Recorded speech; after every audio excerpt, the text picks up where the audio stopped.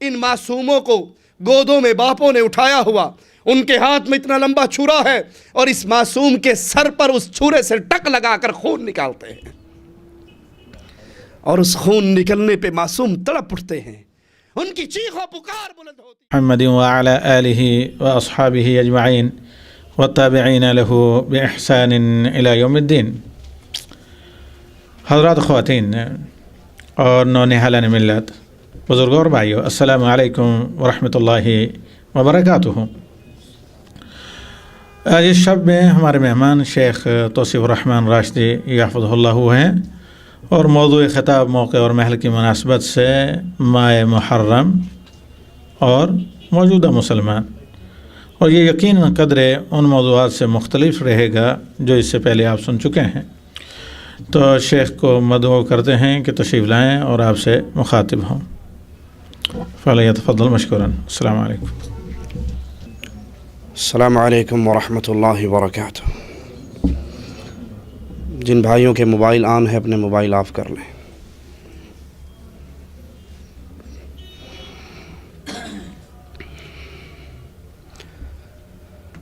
ان الحمد للہ نحمده ونستعینه ونستغفره ونعوذ باللہ من شرور انفسنا ومن سیئات اعمالنا، من يهده الله فلا مضل له ومن يضلل فلا هادي له، أشهد أن لا إله إلا الله وحده لا شريك له، وأشهد أن محمدًا عبده ورسوله، أما بعد، أعوذ بالله من الشيطان الرجيم، بسم الله الرحمن الرحيم، وبشر الصابرين الذين إذا أصابتهم مصيبة قالوا إنا لله وإنا إليه راجعون، أولئك عليهم صلوات من ربهم ورحمة وأولئك هم المهتدون۔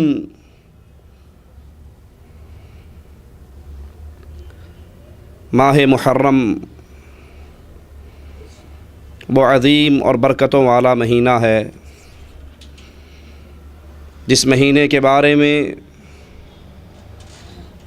امام الانبیاء امام کائنات محمد الرسول اللہ صلی اللہ علیہ وسلم سے جب سائل نے سوال کیا، اے اللہ کے حبیب علیہ الصلاۃ والسلام، رمضان کے بعد کس مہینے کے روزے اللہ کو بہت پسند ہیں، زیادہ عظمت اور فضیلت والے ہیں؟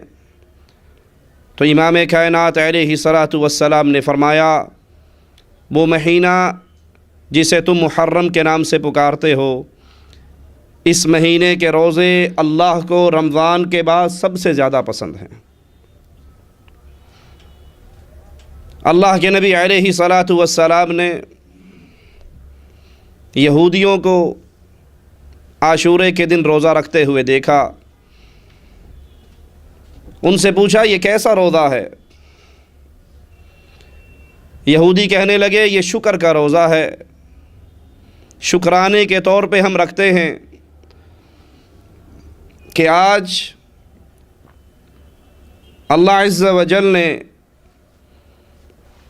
موسیٰ علیہ الصلاۃ والسلام کو نجات دی تھی، فرعون کو ہلاک کیا تھا۔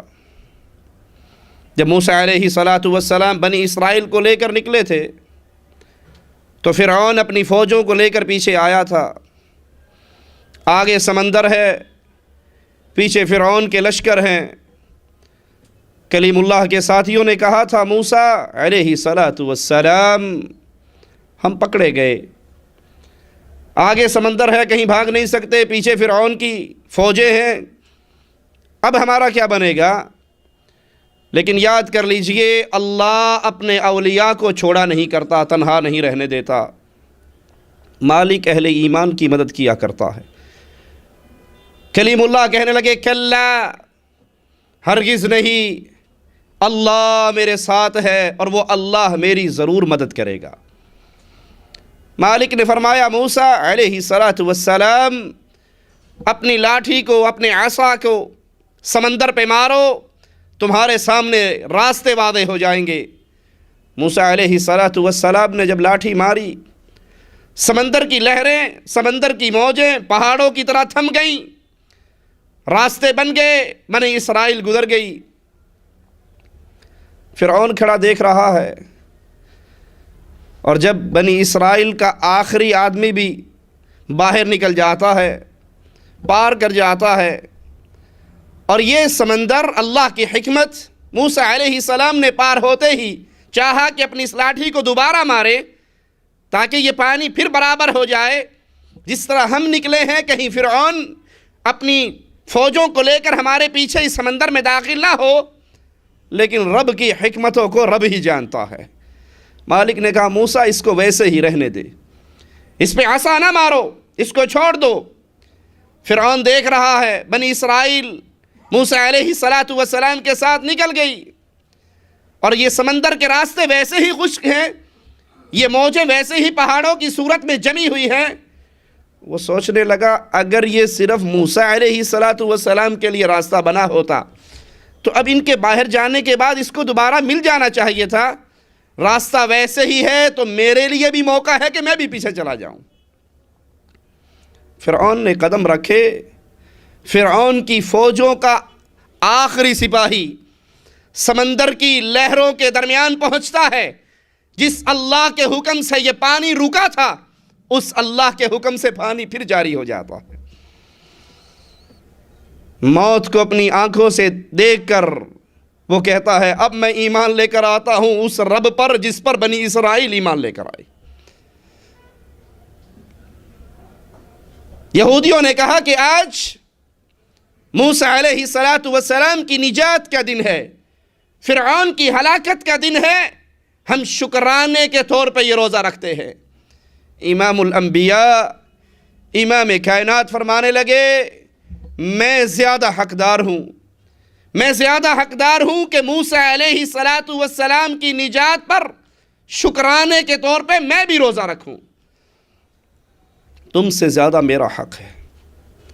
امام کائنات نے روزہ رکھا اور پھر کہا اگر اگلے سال زندہ رہا تو اگلے سال میں 9 تاریخ کا روزہ بھی رکھوں گا، 10 کا روزہ شکرانے کے طور پہ، 9 کا روزہ یہودیوں کی دشمنی اور مخالفت کے طور پہ کہ ان سے بھی مخالفت ہو جائے۔ یہ دین اسلام، یہ دین ایمان، یہ شریعت محمدی اتنی باغیرت ہے، اتنی باغیرت ہے کہ جن پر اللہ کی لعنت اور عذاب کا کوڑا برستا ہے ان کے ساتھ روزوں کے اندر بھی مشابہت کی اجازت نہیں دیتی۔ اللہ کے لیے سوچئے، اللہ کے لیے غور کیجئے، اور مالک سے دعا ہے سب سے پہلے رب کہنے والے کو سوچنے کی توفیق عطا فرمائے۔ ہماری زندگی میں کتنے ہی ایسے اعمال ہیں جو ہم شریعت اسلامیہ کو چھوڑ کر یہود و نصارہ کے راستے پہ چلتے ہوئے کرتے ہیں۔ نیو ایئر نائٹ منانے والوں، لاہور کے ہوٹلوں کی چھتیں بک کرانے والوں، کراچی کے سمندروں میں بحری جہازوں میں اتر کر بدماشی اور عیاشی کے لیے دسمبر کی آخری رات 12 بجنے کا انتظار کرنے والوں اور 12 بجنے کے بعد بدماشی اور عیاشی کے اعمال کرنے والوں، یہ تو دین محمد ہے جس کا تم نام لیتے ہو علیہ السلام۔ اس دین والے نے جو اس شریعت کو لے کر آیا تھا اس نے تو یہاں تک کہا تھا اگلے سال زندہ رہا تو میں 9 کا روزہ رکھوں گا تاکہ یہودیوں کی مخالفت بھی ہو جائے۔ یہ نیو ایئر نائٹ منانا امام الانبیاء کا طریقہ نہیں ہے۔ اس سال کے آغاز پر ایک دوسرے کو مبارکبادیں دینا، کارڈ بھیجنا، دعوتیں کرنا، اس کی تعلیم اسلام نے نہیں دی ہے۔ اور تم سال بھی ہجری سال نہیں مناتے جو مسلمانوں کا سال ہے، تم سال بھی مناتے ہو، تاریخیں بھی یاد رکھتے ہو تو کفار کی بنائی ہوئی تاریخیں۔ جب سال کے آغاز کا وقت آیا، سیدنا فاروق اعظم نے تمام تاریخیں جو اس وقت میں رائج تھی ان کو ٹھوکر مارتے ہوئے امام الانبیاء کی ہجرت سے مسلمانوں کی تاریخ کا آغاز کیا. کہا اگلے سال زندہ رہا تو 9 کا روزہ بھی رکھوں گا تاکہ یہودیوں کی مخالفت ہو جائے. کتنے ہی مسئلے ہیں جس پر امام الانبیاء نے یہود و نصارہ کی مخالفت کا ہمیں درس دیا ہے. اپنے چہرے پہ ہاتھ پھیریے اور یاد کیجئے کہ امام الانبیاء کا یہ فرمان نہیں ہے یہودیوں کی مخالفت کرو، عیسائیوں کی مخالفت کرو، مجوسیوں کی مخالفت کرو. وہ داڑھیوں کو شیو کرتے تھے، مونچھوں کو بڑھاتے تھے، تم مونچھوں کو پس کرو اور داڑھیوں کو معاف کرو. کیا یہ فرمان محمد نہیں ہے صلی اللہ علیہ وسلم؟ سائل کہتا ہے امام الانبیاء اس عاشورے کے روزے سے ملتا کیا ہے، اجر کیا ہے؟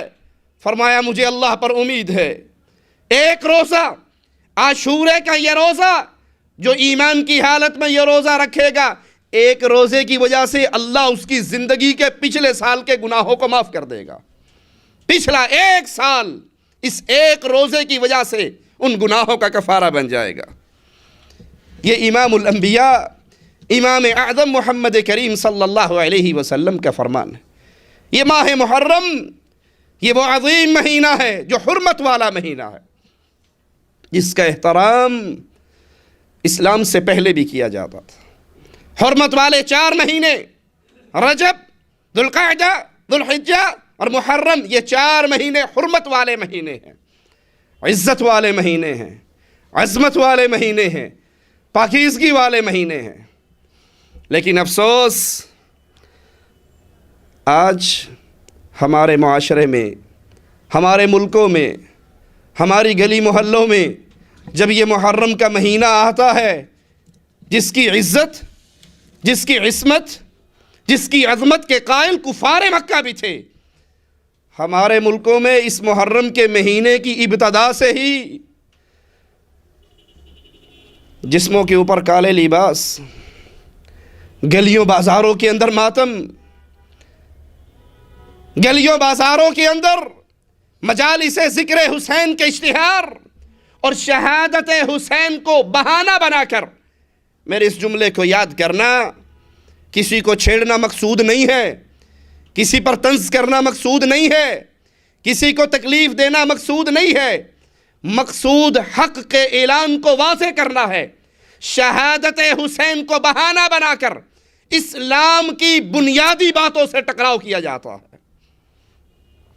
اور اگر انصاف کی آنکھ سے دیکھا جائے، انصاف اس دنیا سے رخصت نہ ہوا ہو، سیدنا حسین کی شہادت رضی اللہ عنہ وارضا، حسین نبی کے نواسے، حسین آقا کے بیٹے، حسین نبی کے پھول، حسین نبی کی خوشبو، حسین نبی پہ سوار ہونے والے. فاروق اعظم نے دیکھا امام الانبیاء زمین پر ہیں، حسنین کریمین ان کے اوپر سوار ہیں. فاروق اعظم کہنے لگے بچوں تمہیں مبارک ہو، تمہاری سواری کتنی پیاری ہے. نبی لاڈ کر رہے ہیں اپنے بچوں سے، نبی لاڈ کر رہے ہیں اپنے نواسوں سے، زمین پہ چل رہے ہیں گھٹنوں کے بل اور اپنے شہزادوں کو اپنے اوپر سوار کروایا ہوا. فاروق اعظم کہتے ہیں تمہیں مبارک ہو حسن و حسین، تمہاری سواری کتنی پیاری ہے. آقا نے کہا فاروق ان کی صرف سواری پیاری نہیں ہے، ان کا سوار بھی تو پیارا ہے. جس سواری پہ یہ سوار اگر وہ پیارے تو میرے اوپر جو سوار ہیں وہ بھی تو پیارے ہیں. یہ حسین جنت کے نوجوانوں کے شہزادے ہیں، یہ حسن یہ سردار اور سید ہیں. اللہ میرے اس بیٹے کے ہاتھ پہ مسلمانوں کی 2 جماعتوں میں اتحاد پیدا کر دے گا. شہادت حسین جس کو بنیاد بنا کر مجالس ذکر حسین برپا ہوتی ہیں، ماتم کی محفلیں سجتی ہیں. ان کو کوفے بلانے والا کون تھا؟ ان کو خط لکھ کر اپنے گھر آنے کی دعوت دینے والا کون تھا؟ اپنے گھر کی بات کروں مجھے ٹوک دینا، اپنے گھر کا حوالہ دوں نہ ماننا. تمہاری کتابوں کے حوالے تمہارے بزرگوں نے لکھی، تمہارے بڑوں نے ترجمے کیے، تمہارے کتب خانوں نے شائع کیا. ان کتابوں کو اٹھا کر انصاف کی نگاہوں سے ذرا پڑھ کر تو دیکھو شہادت حسین کے اس سارے قصے کے ذمہ دار کون ہیں؟ بلانے والے کون ہیں؟ بلانے کے بعد نصرت کا ہاتھ کھینچنے والے کون ہیں؟ مسلم بن عقیل کے قدموں میں 1,00,000 تلواریں جمع کرنے کے بعد پھر مسلم بن عقیل کو کوفے کی جامع مسجد میں تنہا چھوڑنے والے کون ہیں؟ یہ سارا معاملہ کس نے کیا اور اس کا ذمہ دار کون ہے؟ آئیے ہمارے ہاتھ کے اندر یہ منتہی الاعمال، جس کا ترجمہ احسن المقال کے نام سے، اس کا صفحہ نمبر 398 ہے۔ 398 پر وہ خط موجود ہیں جن خطوں کی تفصیل منتہی الاعمال کا رائٹر عباس قمی بیان کرتا ہے۔ جب حسین رضی اللہ عنہ وارضا کوفے میں پہنچ گئے، ان کے لشکر کے درمیان کھڑے ہوئے، حمد و ثنا بجا لائے، پھر فرمایا اے لوگو، میں خود بخود تمہاری طرف نہیں آیا، مجھے تمہارے پے در پہ قاصد خطوط آئے کہ ہمارے پاس ضرور تشریف لائیے، ہمارا امام کوئی نہیں، پیشوا کوئی نہیں، شاید خدا ہمیں آپ کی وجہ سے حق اور ہدایت پر جمع کر دے، میں اپنا ساز و سامان باندھ کر تمہاری طرف آیا۔ اب اگر تم اپنے عہد و پیما پر باقی ہو تو اپنے پیما کو تازہ کرو، میرے دل کو مطمئن کرو، اور اگر اپنی بات سے پھر گئے ہو، جو خط لکھ کر مجھے بلایا تھا، میں اپنے گھر والوں کو لے کر آیا تھا، معصوم بچوں کو لے کر آیا تھا، اگر وہ عہد و پیمان تم توڑ چکے ہو، میرے آنے کو پسند نہیں کرتے، تو پھر میرا راستہ چھوڑ دو، میں واپس وہاں پلٹ جاتا ہوں جہاں سے آیا تھا، میں خاموشی سے چلا جاتا ہوں۔ وہ بے وفا خاموش رہے، کسی نے جواب نہ دیا۔ سیدنا حسین نے وہ خطوں کے تھیلے منگائے، ان تھیلوں کو الٹا، ان خطوں کو نکالا، پھر کوفے والوں کے نام لے لے کر پکارا، فلاں ابن فلاں یہ خط تو نے لکھا تھا۔ سیدنا حسین کو کوفے کس نے بلایا؟ سیدنا حسین کو کوفے آنے کی دعوت کس نے دی؟ شیخ عباس قمی، منتہی الاعمال، صفحہ 398، امامیہ کتب خانہ موچی دروازہ لاہور سے شائع ہوئی۔ تمہارے حضرت کی کتاب وہ بتا رہی ہے حسین کو مکے سے خط لکھ کر تم نے بلایا، دعوت تم نے دی، اور پھر نصرت اور مدد کے ہاتھ کو اٹھا لیا۔ تذکرۃ الاطہار، شیخ مفید کی کتاب، کتاب الارشاد کا ترجمہ ہے، اس کا صفحہ نمبر 250 ہے۔ 250 پہ پھر یہی قصہ بیان ہوتا ہے کہ سیدنا حسین اپنی مرضی سے نہیں آئے، سیدنا حسین کو بلایا گیا۔ جب اہل کوفہ کو ہلاکت معاویہ، یہ ان کی کتاب کا ورقہ میں پڑھ رہا ہوں، ذرا غور سے سنیے، اور شہادت حسین کے اصل محرکات، اصل وہ اسباب جن پر یہ قضیہ واقع ہوا ہے، اس پہ غور کیجئے۔ گھر سے بلایا کس نے؟ مدینے سے دعوتیں کس نے دی؟ تلواریں جمع کرنے کے بعد واپس کون لوٹ گئے؟ مدد سے اپنا ہاتھ کس نے اٹھایا؟ تمہارے ہی گھر کی ہے، تمہارے ہی حضرت نے لکھی ہے، تمہارے ہی کتب خانے نے اس کو شائع کیا ہے۔ بات میری ہے، کتاب تیری ہے، تیرے گھر کی کتاب کا حوالہ۔ کہا کوفے کے شیعہ سلیمان کے گھر اکٹھے ہوئے اور معاویہ کے ہلاک ہونے پر اللہ کی حمد و ثنا کی۔ پھر سلیمان نے کہا معاویہ مر چکا۔ حسین نے بیعت سے انکار کر کے بنی امیہ سے نفرت کا اظہار کیا، مکہ تشریف لے گئے۔ تم ان کے اور ان کے والد گرامی کے شیعہ ہو، پس تم اپنے آپ کو ان کا مددگار، ان کے دشمن سے لڑنے، ان کی حفاظت میں جان نثار کرنے کا یقین رکھتے ہو تو انہیں لکھو، یقین دلاؤ، اور اگر بزدلی اور کمزوری کا خطرہ اور ڈر ہے تو آپ کو دھوکہ نہ دو۔ انہوں نے کہا نہیں، ہم ان کے دشمن سے لڑیں گے، ان کی حفاظت میں جان کی بازی لگائیں گے۔ اس پر سلیمان نے انہیں لکھنے کے لیے کہا تو انہوں نے خط لکھا۔ سنیے خط کو، یہ خط سلیمان، مصیب، رفاعہ، حبیب اور اہل کوفہ، آپ کے مومن مسلمان شیعوں کی طرف سے حسین بن علی علیہ السلام کی خدمت میں۔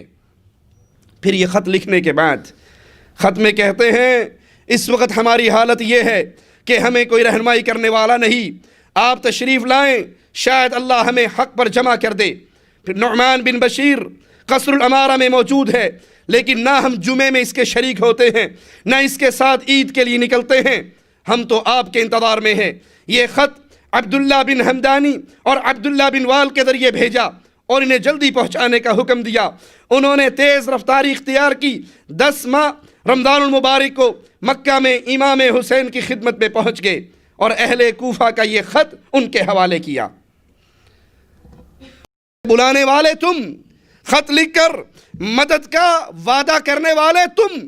اور جب سیدنا حسین رضی اللہ عنہ وارضاہ کوفے میں پہنچ گئے، یہی کتاب تذکرۃ الاطہار، اس کا صفحہ نمبر 246 صفحے پر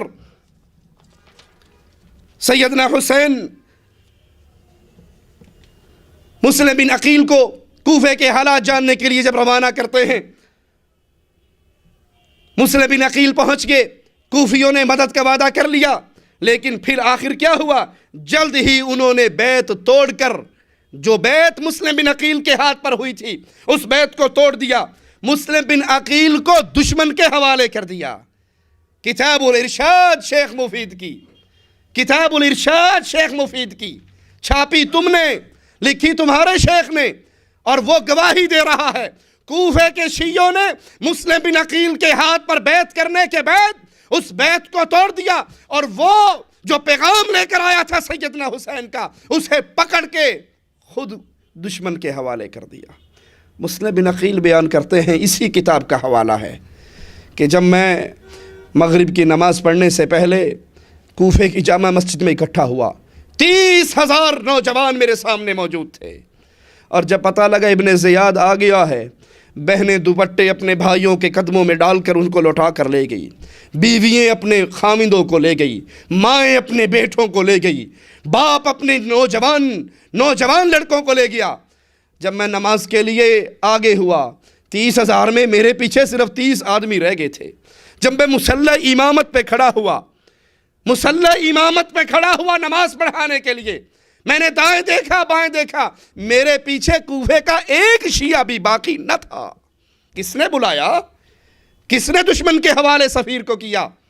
کہا میں مسجد کے مغربی دروازے سے باہر نکلا، مجھے کوفے کی گلیوں کا راستہ بھی نہیں آتا تھا. میں راستے پہ ٹھوکریں کھاتا ہوا، گلیوں میں گرتا پڑتا ہوا، ایک بڑھیا کے دروازے پر پہنچا، دروازہ بجایا، بڑھیا باہر نکلی، کہا کیا چاہتے ہو؟ میں نے کہا پانی پینا ہے، پیاسا ہوں، پانی پلا دو. وہ بڑھیا پانی لے کر آئی، میں پانی پی کر پھر اسی کے دروازے پر بیٹھا رہا. اس نے کہا اللہ تجھ پہ رحم کرے، میرے دروازے سے اٹھ کر چلا جا، ابھی میرا خامند آنے والا ہے، وہ ناراض ہوگا. کہا بی بی میں کہاں جاؤں؟ کوفے کے اندر میرا کوئی رشتہ دار نہیں ہے، میرا کوئی جاننے والا نہیں ہے. کہا تو کون ہے؟ کہا سچ بتا دوں، میرے راز سے پردہ نہ اٹھانا، میں سفیر حسین مسلم بن عقیل ہوں. تم شہادت حسین کا قصہ بیان کرتے ہو، تم نے سفیر حسین کا پانی پہلے بند کیا ہے. سفیر حسین کو تنہا کوفے کی گلیوں میں تم نے چھوڑا ہے. جب اس کو پتہ لگا یہ نواسہ رسول کا سفیر ہے، اپنے گھر میں لے گئی، ایک کوٹھڑی میں داخل کر دیا، ان کے کھانے پینے کے لیے کوئی سامان دینے گئی.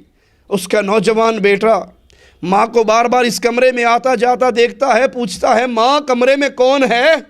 ماں چھپانے کی کوشش کرتی ہے، نہیں چھپا سکتی. اس کو اللہ کا واسطہ دے کر کہتی ہے اللہ کا واسطہ ہے، آج ہمارے گھر میں حسین کا سفیر مسلم بن عقیل آیا ہے، یہ کسی کو نہ بتانا، میں نے اس کو پناہ دی ہے. آدھی رات کو اٹھتا ہے، ماں پوچھتی ہے بیٹا کہاں جا رہے ہو؟ جواب میں کہتا ہے ماں بہت عظیم نعمت ملی ہے کہ ہم نے سفیر حسین کو پناہ دی ہے، میں شکرانے کے نفل جامع مسجد میں پڑھنے کے لیے جا رہا ہوں. یہ کوفی جس کے بارے میں تاریخ جانتی ہے، کوفی لا یوفی، کوفے سے کبھی ٹھنڈی ہوا نہیں آئی، کوفے سے کبھی میٹھی ہوا نہیں چلی، کوفیوں نے کبھی کسی سے وفا نہیں کی، نہ علی سے وفا کی، نہ حسن سے وفا کی، نہ حسین سے وفا کی. کبھی انہوں نے وفا نہیں کی، انہوں نے تو گالیاں ہی دی ہیں. سیدنا حسن نے جب اپنا ہاتھ سیدنا امیر معاویہ کے ہاتھ میں دیا تھا، کوفے کی جامع مسجد میں منبر علی پر معاویہ کو بٹھایا تھا، حسین سے کہا تھا قم یا حسین، حسین کھڑے ہو، جس کے ہاتھ میں نے ہاتھ دیا ہے تم بھی اس کے ہاتھ میں ہاتھ دو. معاویہ کو میں نے اپنا امام مانا ہے، خلیفہ مانا ہے، तुम भी इसको इमाम मानो। फौजों के कमांडर इन चीफ से कहा था खड़े हो, मुआविया हमारा इमाम है, इसको तुम भी इमाम मानो। जब एक शिये को पता लगा कि सुलह हो गई, वो कहने लगे आप अमीरुल मोमिनीन नहीं हैं, मोमिनों को जलील करने वाले हैं। इसी मुंतहल आमाल के अंदर ये किस्सा मौजूद है। सैयदना हुसैन ने कहा मैंने मोमिनों को कैसे जलील किया? कहा इस तरह जलील किया कि अहले बैत की हुकूमत को तूने बनी उमैया वालों को दे दिया। कहा अगर मेरे साथी मेरा साथ देने पे तैयार होते, अगर मेरे साथी मेरा साथ देने पे तैयार होते तो फिर माजरा और होता। मुझे तो कूफे वालों तुमसे ही डर था, कहीं मुझे पकड़कर तुम खुद मुझे बनी उमैया के हवाले ना कर दो। वो जामा मस्जिद के नाम से कूफी निकला और सीधा गवर्नर हाउस पहुंचा और मुस्लिम बिन अकील को गिरफ्तार करवाया। ये कूफियों की, कूफे के शियों की गद्दारी की खबर किताबुल इरशाद ने दी, मुंतहल आमाल ने दी। और इसी अहसनुल मकाल के सफ़ा नंबर 405 पर, तज़किरतुल अतहार के सफ़ा नंबर 299 पर सैयदना हुसैन की 3 शर्तें मौजूद हैं। सैयदना हुसैन कूफे के शियों के सामने खड़े होकर 3 शर्तें पेश करते हैं। अगर तुम मेरी मदद करने के लिए तैयार नहीं हो, मुझे इजाज़त दो, मेरा रास्ता छोड़ दो, मैं जहाँ से आया था वहाँ वापस लौट जाता हूँ। अखबारात की जीनत बनने वाला ये शेर, चैनल के ज़रिए फैलने वाला ये शेर, क़त्ल हुसैन दरअसल मर्गे यजीद है, इस्लाम ज़िंदा होता है करबला के बाद। ये कहने वालों के मार्का करबला कुफर और इस्लाम का मार्का था, हक और बातिल की जंग थी, ये इस्लाम के सफीने को बचाने की लड़ाई थी। मुझे बताओ, जो मोमिन काफिरों के सामने आकर सफ़े बना लेते हैं वो वापसी की बातें नहीं किया करते। नवासे रसूल वापसी की बातें क्यों कर रहे थे? अगर ये जंग कुफर और इस्लाम की जंग थी, अगर ये मार्का हक और बातिल का मार्का था, अगर ये मार्का इस्लाम के डूबते हुए सफीने को बचाने का मार्का था, अगर ये मार्का बकौल तुम्हारे यजीद ने शरीयत को बदल दिया था, शराब आम हो गई थी, जिना हलाल हो गया था, सूद हलाल हो गया था, अगर ये मार्का शरीयत को बचाने का होता तो सैयदना हुसैन शेरे अली शेर के बेटे कभी भी वापस जाने की बात न करते। कहा तुमने बुलाया था, तुमने खत लिखे थे, रास्ता छोड़ दो, वापस चला जाता हूँ। ये भी मंजूर नहीं। दूसरी शर्त है, कुफार की सरहदों पे निकाल दो, सरहदों पे काफिरों से जंग करता हुआ शहीद हो जाऊंगा। कुफार की सरहदों की तरफ जाने दो, क्या माना? जो सामने खड़े हैं वो कुफार। अगर ये कुफर और इस्लाम की जंग होती तो फिर कुफार की सरहदों पे जाने की शर्त शेख मुफीद किताबुल इरशाद में सैयदना हुसैन की क्यों नकल करता? तीसरी शर्त, अगर ये भी नहीं मानते, मुझे यजीद के पास जाने दो, मैं अपना हाथ यजीद के हाथ में दे दूंगा, जो वो कहेगा वो मैं मान लूंगा। यजीद के हाथ पे अपना हाथ देने के लिए तैयार हूं, मेरा रास्ता छोड़ दो।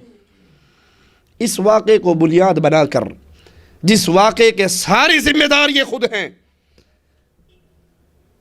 माह मुहर्रम के अंदर मातम की महफिलें सजती हैं, सीना कोबी की महफिलें, तलवारों से मातम, जंजीरों से मातम, ब्लेडों से मातम, छुरियों से मातम, आग के ऊपर चल रहे हुए मातम, या हुसैन और या हुसैन की सदाएं। आइए आइए इस मातम के बारे में शरीयत के फरामीन को सुने और आइमा अहले बैत की अक़वाल को सुने और फिर सोचे इस मातम की कोई दलील कुरान और हदीस या आइमा अहले बैत की अक़वाल में से मिलती है या ये मौलवियों का अपना बनाया हुआ ढकोसला है। अहले सुन्नत और राफ़िदी दोनों इस बात पर मुत्तफ़िक़ हैं कि सैयदना हुसैन रज़ियल्लाहु अन्हु वरज़ा जन्नत के शहज़ादे हैं, जन्नत के नौजवानों के सरदार हैं, नबी के नवासे हैं और मकाम शहादत पर फाइज हुए हैं। और शहीद का मकाम बड़ा अजीम हुआ करता है। शहीद क़यामत के दिन आएगा, उसके ज़ख्म खुले हुए होंगे, उसमें से खून निकलता हुआ होगा, खून का रंग तो खून का होगा, खुशबू जन्नत की कस्तूरी की होगी। अल्लाह तुझे तेरे प्यारे चेहरे का वास्ता है रब्बा, ہمیں توحید کی دعوت دیتے ہوئے شہادت کی موت نصیب فرمانا۔ اللہ ہمیں شہادت کی موت نصیب فرمانا۔ شہید کا مقام بڑا عظیم ہوا کرتا ہے۔ جب سیدنا امیر حمزہ شہید ہوئے تھے، کٹی پھٹی ہوئی لاش کو امام الانبیاء نے دیکھا تھا اور ارشاد فرمایا تھا میرا یہ چچا سید الشہداء ہے، جو گزر گئے اور جو قیامت تک آئیں گے، سارے شہیدوں کے سردار سیدنا امیر حمزہ۔ آقا کو پتہ لگا کہ پھوپھی آ رہی ہے، کہا میری پھوپھی کو روک دو، یہ اپنے بھائی کی لاش کو دیکھ کر شاید برداشت نہ کر سکے۔ پھوپھی نے پیغام بھیجا تھا، محمد علیہ السلام تو میرا بھتیجا بھی ہے، تو میرا نبی بھی ہے، میں اس لیے نہیں آ رہی کہ اپنے بھائی کی کٹی پھٹی لاش کو دیکھ کر میں ماتم کروں گی، میں نوحہ خوانی کروں گی، میں راؤں اور پیٹوں گی، میں تو اس لیے آ رہی ہوں اپنے بھائی کے کٹے ہوئے انگ انگ کو دیکھوں گی، جس کا کان کٹا، جس کا ناک کٹا، جس کا کلیجہ چبایا گیا، اس کٹی پھٹی لاش کو دیکھ کر اپنے رب سے کہوں گی اللہ آج اور مومن عورتوں کے بھائیوں نے تیرے لیے صرف گردن کٹوائی ہے، میرے بھائی نے تیرے لیے جسم کا ہر انگ کٹوا ڈالا ہے۔ جب یہ شہادت کا مقام اتنا عظیم مقام ہے کہ شہید کا قطرہ خون زمین پہ بعد میں گرتا ہے، رب اس کے گناہوں کو پہلے معاف کر دیتا ہے، تو پھر مجھے بتائیے، ذرا سوچئے، اللہ کے لیے سوچئے۔ پھر اپنی بات کو دہراتا ہوں، مقصد چھیڑنا نہیں، طنز کرنا نہیں، گالی دینا نہیں، کسی کو تکلیف پہنچانا نہیں۔ مقصد یہ ہے یارو، اگر ان عقائد پہ ہماری زندگی نہ گزری جس کو محمد کریم لے کر آئے، اس گرم نرم چمڑی کو جہنم کی آگ سے بچانا مشکل ہو جائے گا۔ آؤ اس دین پہ اکٹھے ہو جائیں جو دین محمد ہے صلی اللہ علیہ وسلم۔ جب شہید کا مقام اتنا عظیم ہے تو شہید کا ماتم کس طرح؟ شہید کے ماتم کی کیا دلیل ہے؟ کیا دنیا والوں کو تم اسلام کی صورت کو بگاڑ کر ان کے سامنے پیش کرنا چاہتے ہو کہ مسلمان اتنی بزدل قوم ہے کہ ان کا ایک بندہ اگر مر جائے تو 1300 سال گزر گئے، یہ ایک بندہ مرنے کے باوجود بازاروں اور گلیوں میں رونا دھونا بس نہیں کرتے، یہ ایک بندے کی موت کو برداشت نہیں کرتے؟ تم اسلام کو مسلمانوں کو بزدل بنا کر پیش کرتے ہو۔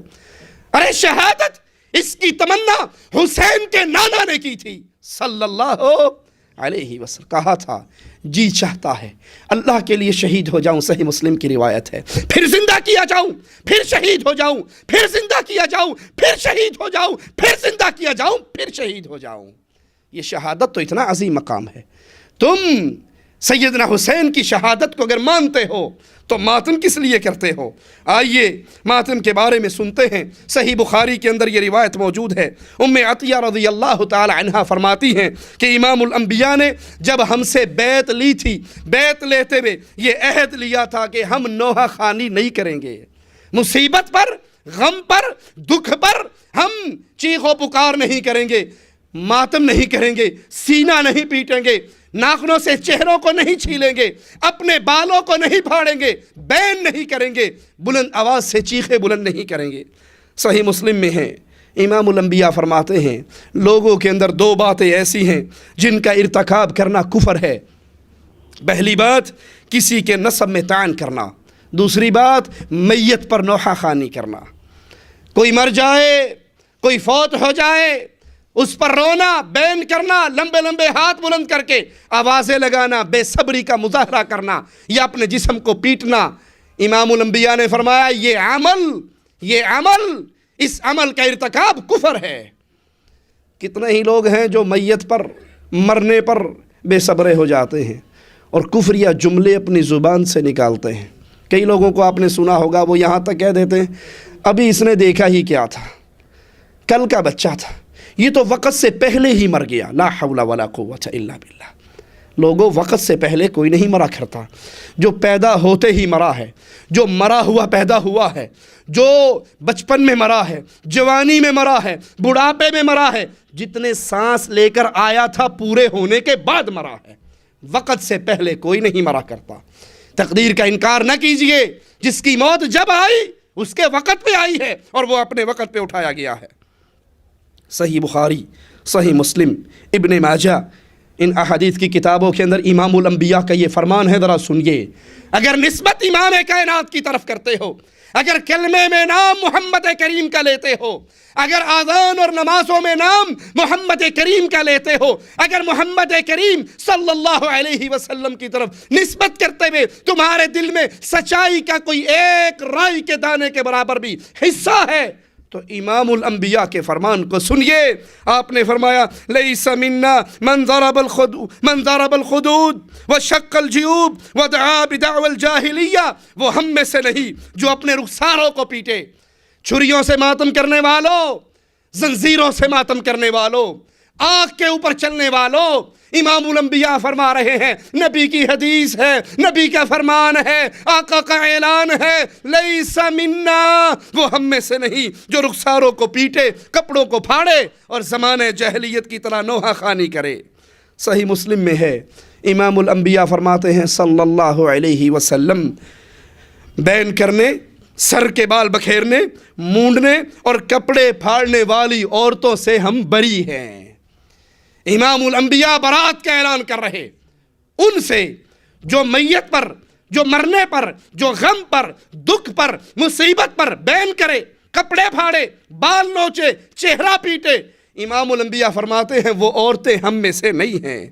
ابن ماجہ اور مسند احمد میں ہے، رسول کریم صلی اللہ علیہ وسلم فرماتے ہیں نوحہ خوانی کرنے والی عورت اگر توبہ کیے بغیر مر گئی، قیامت کے دن وہ اس حالت میں اٹھائی جائے گی کہ آتش گیر مادے کی قمیص پہنی ہوئی، خارش کی زرہ پہنی ہوئی، اور مسند احمد کی روایت ہے کہ اس پر جہنم کی آگ کے شعلے پڑتے ہوئے ہوں گے۔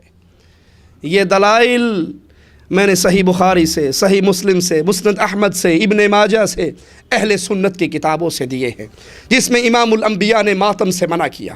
امام الانبیاء کے پیارے بیٹے سیدنا ابراہیم آپ کی گود میں وفات پاتے ہیں، آپ ان کی وفات پہ غم میں یہ جملے کہتے ہیں، ابراہیم تیری جدائی نے ہمیں غمگین کر دیا ہے، تیری جدائی سے ہم غمگین ہو گئے ہیں، لیکن ابراہیم زبان سے وہی کہیں گے جس سے ہمارا اللہ راضی ہوگا، انا للہ و انا الیہ راجعون۔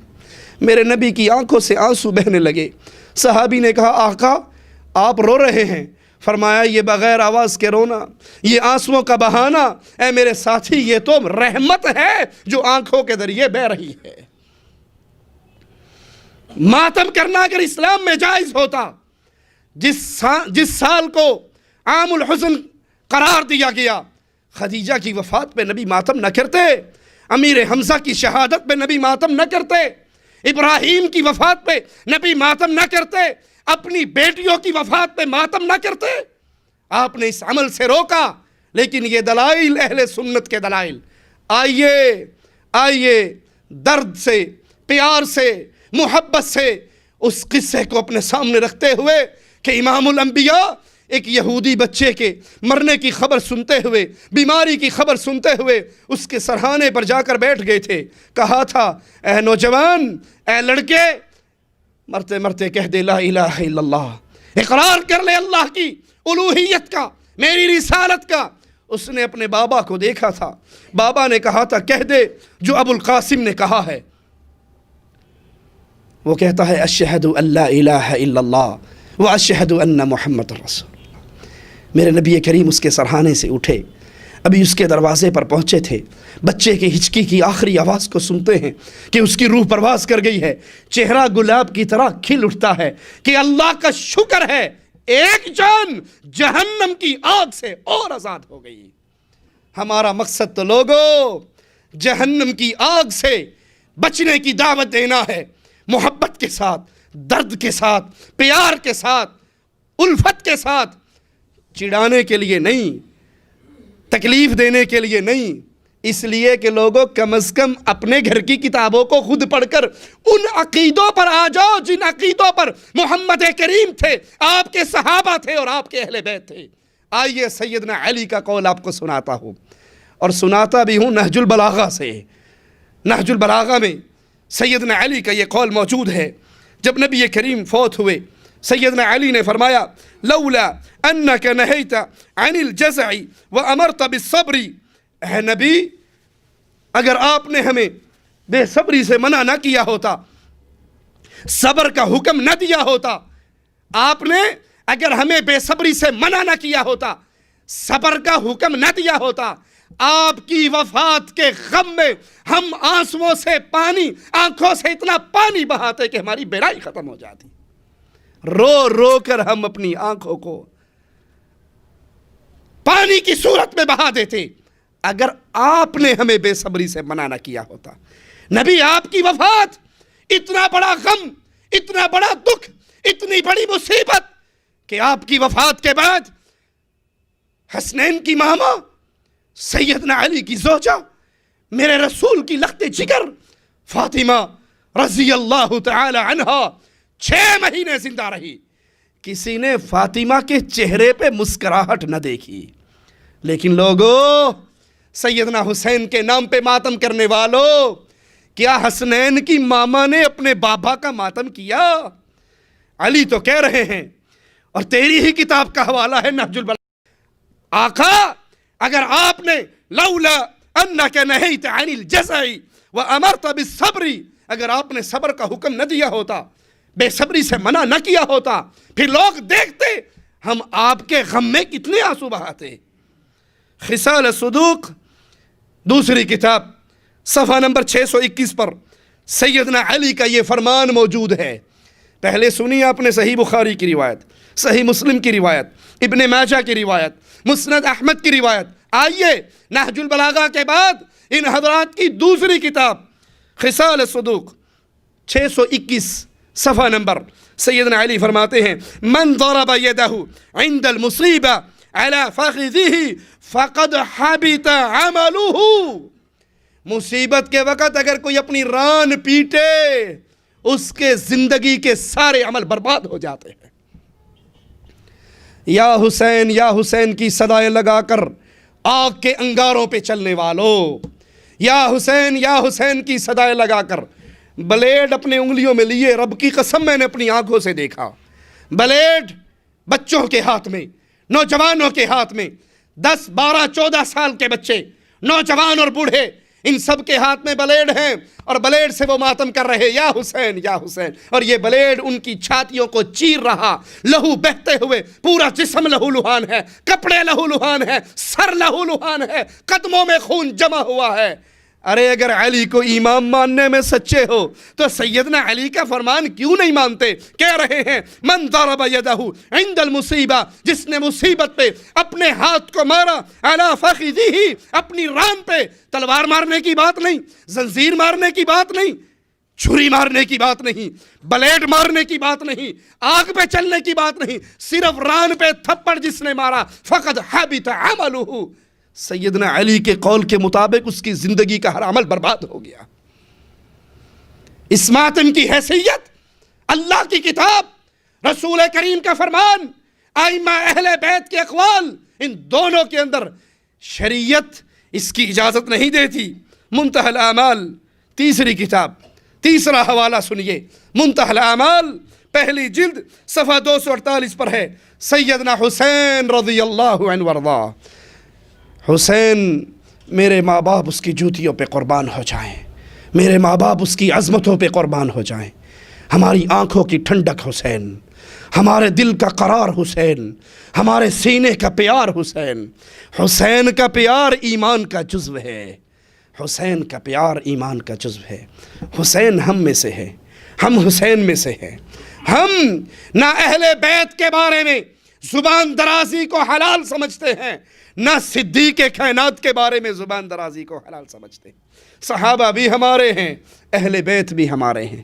یاد کرنا، ہم حسین سے محبت کیوں کرتے ہیں، ہم حسن سے محبت کیوں کرتے ہیں، ہم علی سے محبت کیوں کرتے ہیں، ہم عائشہ و حفصہ سے محبت کیوں کرتے ہیں، ہم ابو بکر عمر عثمان سے محبت کیوں کرتے ہیں؟ ان ساروں سے محبت کی ایک وجہ ہے کہ یہ محمد الرسول اللہ کے پیارے ہیں، اور ہم نے محمد کا کلمہ پڑھا ہے صلی اللہ علیہ وسلم۔ ہم تو وہ ہیں، اپنے نبی سے پیار کا انداز ہمارے نبی کے صحابہ نے ہمیں سکھایا تھا۔ ایک مقام آیا تھا، ابن عمر پیشاب کرنے کی کنڈیشن میں بیٹھے تھے، واپس آ کر اپنے ساتھی مسافر سے کہا تھا کیا خیال ہے مجھے پیشاب آیا تھا یا میں ویسے ہی بیٹھا تھا؟ ابن عمر نے کہا کیسی بات کرتے ہو، کسی انسان کو پیشاب نہ آیا ہو وہ پیشاب کرنے کی حالت میں اس جگہ پر کیوں بیٹھے گا؟ کہا نہیں، مجھے پیشاب آیا نہیں تھا، میں یہاں پر اس لیے بیٹھا تھا کہ ایک دن امام کائنات کے ساتھ میں اسی راستے سے گزرا تھا، محمد کریم نے یہاں بیٹھ کر پیشاب کیا تھا، یہ گزرتے ہوئے مجھے اپنے آقا کی یاد آئی تھی، جہاں نبی بیٹھے تھے نبی کی محبت میں میں بھی بیٹھا تھا صلی اللہ علیہ وسلم۔ اہل بیت نبی کے پیارے، نبی کی ازواج، نبی کی اصحاب، نبی کے پیارے، اس لیے ہم ان سے محبت کرتے ہیں۔ سنیے سیدنا حسین کا قول، سنیے منتہی الاعمال کتاب یاد رکھیے، پہلی جلد ہے، صفحہ 248 ہے۔ سیدنا حسین کربلا کے میدان میں اپنی بہن سیدہ زینب سے کہہ رہے ہیں، لاہور اور اسلام آباد اور پنڈی اور کشمیر کے اندر ماتم کرنے والوں، عراق و ایران میں اپنے جسموں کو لہو لہان کرنے والوں، تمہاری کتاب ہے، شیخ عباس قمی تمہارا ہے، پریس تمہارا ہے، رائٹر تمہارا ہے، اور تم اہل سنت کو تانا دیتے ہو یہ حسین کو نہیں مانتے۔ میں سیدنا حسین کا قول سنا کر اے عقل مندو تم سے سوال کرتا ہوں، الیس منکم رجل رشید، کوئی عقل والا ہے تو ذرا غور کر کے تو دیکھے حسین اپنی بہن زینب سے میدان کربلا میں کیا کہہ رہے ہیں؟ کہتے ہیں اے بہن میں تجھے اللہ کی قسم دے کر کہتا ہوں اگر میں شہید کر دیا جاؤں تو ماتم نہ کرنا۔ سیدنا حسین سیدہ زینب سے میدان کربلا میں منتہی الاعمال کے حوالے سے سنا رہا ہوں، کہہ رہے ہیں اے میری بہن زینب اگر حسین شہید کر دیا جائے تو ماتم نہ کرنا۔ آج عورتوں کو ماتم کے جلوسوں میں باہر لانے والوں، عورتوں کے سینہ کوبی کے مناظر عوام کے سامنے پیش کرنے والوں، کیمرے کی آنکھ میں اس کو محفوظ کرنے والوں، اگر ان عورتوں کا رشتہ سیدہ فاطمہ سے کوئی ہے تو سنو، فاطمہ تو وہ خاتون تھی، زینب کی ماما تو وہ تھی۔ اپنی ایک سہیلی سے کہتی ہیں عربوں کا رواج بڑا عجیب ہے، یہ عورت کو مرنے کے بعد ایک تختے پہ لٹا کر لے جاتے ہیں کہ اس کے جنازے کی چادر پر غیر محرم کی نظر پڑتی ہے، مجھے بڑی حیا آتی ہے۔ اس نے کہا میں جب حبشہ ہجرت کے لیے گئی تھی میں نے ایک منظر دیکھا تھا حبشہ کے لوگوں کا، وہ ایک تختے پر پھر اس کے سائیڈوں پر تختے لگا کر صندوق بناتے ہیں، عورت کو اس کے اندر لٹا کر لے جاتے ہیں اور اس کے جنازے کی چادر پر بھی کسی کی نظر نہیں پڑتی، کفن کی چادر بھی غیر محرم مردوں کی نگاہوں سے محفوظ ہو جاتی ہے۔ اور فاطمہ رضی اللہ تعالی عنہا کی وفات کے بعد ان کو اسی طرح کے صندوق میں لے جایا گیا۔ جس کی عزت، جس کی عصمت، جس کی غیرت کا یہ عالم وہ مرنے کے بعد اپنے پردہ کفن پر، چادر کفن پر غیر محرم کی نظر نہ پڑنے دے، تم نام اس کا لیتے ہو اور سینہ کو بھی کرتی ہوئی عورتوں کے جلوسوں کو میدان میں لاتے ہو۔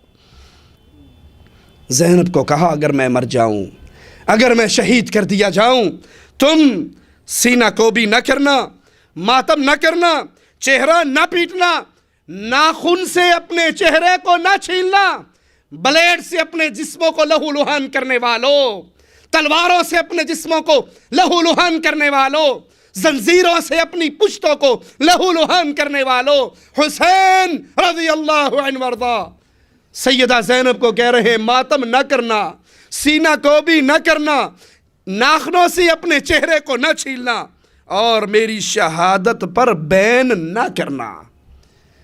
فروع کافی جلد نمبر 5 صفحہ 527 پر کلینی لکھتا ہے کہ رسول کریم صلی اللہ علیہ وسلم نے سیدہ فاطمہ کو وصیت کی۔ یہ حدیث صحیح بخاری صحیح مسلم کی نہیں سنا رہا آپ کو، اہل سنت کی کتابوں کا حوالہ نہیں، فروع کافی رائٹر کلینی جلد نمبر 5 رسول کریم کی حدیث جو ان کی کتاب میں موجود ہے، وصیت محمد کریم اپنی لخت جگر فاطمہ سے، حسنین کی ماما سے، علی کی زوجہ سے کہتے ہیں فاطمہ وصیت کرتے ہوئے، سنیے ذرا وصیت کے الفاظ، اذا انا مت فلا تخمشی وجہا، اے فاطمہ اگر تیرا بابا فوت ہو جائے اپنے چہرے کو نہ نوچنا، بالوں کو نہ پھاڑنا، بین نہ کرنا، بلند آواز کر کے نہ رونا۔ وفات سے پہلے اسی فاطمہ کو اپنے چہرے کے قریب کر کے کچھ کہا تھا، یہ فاطمہ رونے لگ گئی تھی، پھر دوبارہ چہرہ قریب کر کے کچھ کہا تھا، مسکرانے لگ گئی۔ مومنوں کی ماں عائشہ رضی اللہ تعالی عنہا، صدیقہ کائنات، صدیق کائنات کی بیٹی، پوچھتی ہے حسن و حسین کی ماما تیرے بابا نے تجھے کیا کہا تھا؟ تو روئی کیوں تھی؟ پھر تو مسکرائی کیوں تھی؟ کہا میرے بابا نے مجھے قریب کر کے کہا تھا بیٹی تیری اور میری جدائی کا وقت قریب ہو چکا ہے، موت میرے قریب سے قریب تر ہو رہی ہے، اب میں اور تو جدا ہونے والے ہیں۔ بابا کی جدائی میں میری آنکھوں سے آنسو جاری ہو گئے۔ بابا نے پھر مجھے قریب کیا تھا، کہا تھا بیٹی میرے خاندان میں سب سے پہلے تیری اور میری ملاقات ہونے والی ہے۔ میں بابا کی ملاقات کو یاد کر کے ہنسنے لگ گئی۔ اگر ماتم کرنا جائز ہوتا، جب نبی نے کہا تھا فاطمہ تیری اور میری جدائی کے لمحے ہیں، فاطمہ رضی اللہ تعالی عنہا نے ماتم کیوں نہ کیا؟ تیری کتاب میں تیرا شیخ نبی کی حدیث بیان کر رہا ہے کہ نبی نے وصیت کرتے ہوئے فاطمہ سے کہا اگر میں جب مر گیا، جب میں فوت ہو جاؤں، جب میں اس دنیا سے اٹھا لیا جاؤں، چہرہ نہ پیٹنا، چہرہ نہ نوچنا، بال نہ پھاڑنا، گریبان نہ چاک کرنا، کپڑے نہ پھاڑنا، بین نہ کرنا، بلند آواز سے نہ رونا۔ ان تمام دلائل کو اے عقل والو اپنے سامنے رکھو، اہل سنت کے دلائل کو بھی اور رافضیوں کے دلائل کو بھی، ان کتابوں کو اپنے سامنے، ان اقوال کو اپنے ذہنوں میں یاد رکھو، ان اقوال کو اپنے ذہنوں میں تر و تازہ رکھو، اور آؤ انڈیا پاکستان کی گلیوں کے اندر اس محرم کے پاک مہینے میں، عصمت والے مہینے میں، حرمت والے مہینے میں، جس کے روزے رمضان کے بعد اللہ کو سب سے زیادہ پیارے ہیں، ان مہینوں میں ہونے والے مناظر کو اپنی آنکھوں سے دیکھیں، ماتم کے مناظر کو سامنے رکھیں، پھر اپنی عقلوں میں، اپنے دماغوں میں، اپنے دلوں میں اس سوال کو ابھاریں کہ ماتم کے اس عمل کا شریعت اسلامیہ سے کوئی رشتہ ہے؟ سینہ گوبھی کی احادیث بھی سامنے رکھیں اور ماتم کے اس منظر کو بھی دیکھیں، ماتم کے اس منظر کو بھی دیکھیں۔ بچوں کے ہاتھ میں بلیٹ، بچوں کے ہاتھ میں چھریے، بچوں کے ہاتھ میں تلواریں۔ ارے آگ پہ چلنے والا ماتم تم نے دیکھا ہوگا، آگ پہ چلتے ہوئے لوگوں کو تم نے دیکھا ہوگا، لوگوں کو سینہ کو بھی کرتے ہوئے تم نے دیکھا ہوگا، خون بہاتے ہوئے تم نے دیکھا ہوگا۔ ایک منظر کو میں نے بھی دیکھا ہے، اور جب سے دیکھا ہے اللہ کی قسم زندگی میں جب یہ منظر میری آنکھوں کے سامنے تازہ ہوتا ہے، جسم سے سکون نام کی چیز روانہ ہو جاتی ہے۔ میں نے اپنی آنکھوں سے 3 مہینے کے بچوں کو دیکھا، 1 سال کے معصوموں کو دیکھا، 2 سال کے معصوموں کو دیکھا۔ اللہ کی قسم اگر یہ معصوم یہودیوں کے ہو، عیسائیوں کے ہو، ہندوؤں کے ہو، کافروں کے ہو، اور اس حالت میں مر جائیں تو جنت میں جائیں گے۔ کافروں کا بچہ بھی بلوغت سے پہلے مر جائے، ہر پیدا ہونے والا مسلمان پیدا ہوتا ہے، ہر پیدا ہونے والا مسلمان فطرت سلیم پر پیدا ہوتا ہے۔ ان پہ نماز فرض نہیں ہے، ان پہ روزہ فرض نہیں ہے، ان پہ حج فرض نہیں ہے، اور اپنے مذہب سے ناواقف ان معصوموں کو گودوں میں باپوں نے اٹھایا ہوا، ان کے ہاتھ میں اتنا لمبا چھرا ہے، اور اس معصوم کے سر پر اس چھرے سے ٹک لگا کر خون نکالتے ہیں، اور اس خون نکلنے پہ معصوم تڑپ اٹھتے ہیں، ان کی چیخ و پکار بلند ہوتی ہے۔ اللہ کا واسطہ دے کر سوال کرتا ہوں، ارے یہ کس شریعت کا عمل ہے؟ یہ کس دین کی باتیں ہیں؟ یہ کون سے اسلام کا طرز ہے؟ اس کی تعلیم تو امام الانبیاء نے نہیں دی، اس کی تعلیم تو سیدنا علی نے نہیں دی، اس کی تعلیم نہ حسن نے دی، نہ حسین نے دی، نہ باقر نے دی، نہ صادق نے دی، نہ نقی نے دی، نہ تقی نے دی۔ اس کی تعلیم آئمہ اہل بیت نے نہیں دی، اس کی تعلیم انڈیا اور پاکستان کے مولویوں اور ذاکروں نے دی ہے۔ یہی وجہ ہے، بات آئی ہے تو کہہ دیتا ہوں، کہتا ہوں وہی بات سمجھتا ہوں جسے حق میں زہر حلاحل کو کبھی کہہ نہ سکا قند۔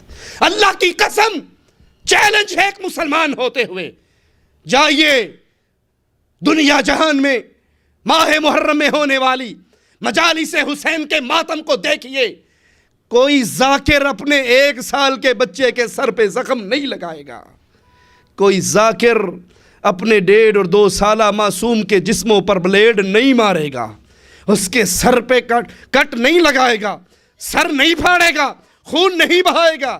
یہ عوام الناس کے بچے، یہ غریبوں کے بچے جن کو نہ شریعت کا پتہ، نہ دین کا پتہ، نہ اسلام کا پتہ، دین و اسلام سے بے بہرا، اور ان کو اس میں اجر و ثواب کا جھوٹا دھوکہ دے کر اس حد تک ان کو اتار لیا جاتا ہے۔ اللہ کی قسم کھا کر کہتا ہوں، اگر یہ ماتم کرنا ثواب کا کام ہوتا، عوام الناس سے پہلے ذاکر کے ہاتھ میں برچھی ہوتی، عوام الناس سے پہلے ذاکر آگ کے اوپر چلتا ہوا نظر آتا۔ وہ تو سپیکر پہ کھڑا ہوا صرف اس کے فضائل بیان کرتا ہے، خود آگ کے اوپر چل کر کیوں نہیں جاتا؟ یہ دین نہیں ہے، یہ اسلام نہیں ہے، یہ شریعت نہیں ہے۔ پھر یاد کر لیجئے، مقصد چڑھانا نہیں ہے، مقصد حق کی دعوت دینا ہے۔ اگر حق کو سمجھتے ہو تو اللہ کے لیے حق کی طرف آؤ۔ زنجیروں سے ماتم کرنے والو، عقل کا استعمال کرو، ان سے سوال کرو، ان سے پوچھو۔ جب محمد کریم فوت ہوئے، چھوڑ دیجئے صحابہ کرام کو، اہل بیت ہی کا مسئلہ لے لیجئے، نبی کریم کی وفات کیسے ہوئی؟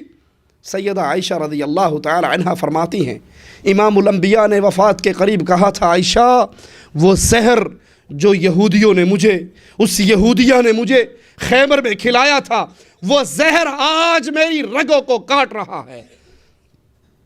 اللہ کے لیے پوچھتا ہوں، جب نبی فوت ہوئے کیا حسنین نے ماتم کیا؟